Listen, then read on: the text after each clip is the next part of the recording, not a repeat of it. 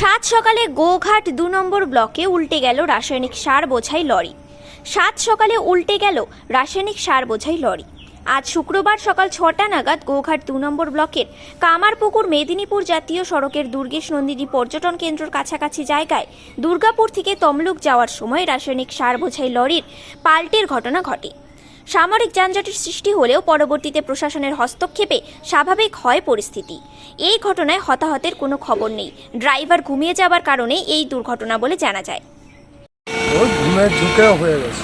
হ্যাঁ, ঘুমে ঘুমে যাবে। কখন ঘটে ঘটনাটা? ছটা লাগা। হ্যাঁ, ছটা 6টার সময় কি হয়েছিল?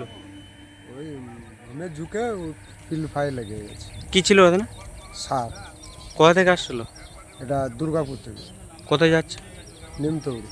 নিমতৌড়ি? দুর্গাপুর থেকে নিমতৌড়ি? হ্যাঁ, ঘটে 6টার সময় ঘটে। ছটার দিকেই হয়েছে। আপনি কি ছিলেন নাকি গাড়িতে? আমি ড্রাইভার। কারো কিছু ক্ষতি হয়েছে নাকি? না না, ক্ষতিকারক নয়। আপনি একাই ছিলেন? আমার খালাসিয়ারা। শুনেছি নাকি ড্রিঙ্ক করেছিলেন? না, আমার কোনো ডিং করি না। আপনার নাম? আমার নাম রাজু দেবী।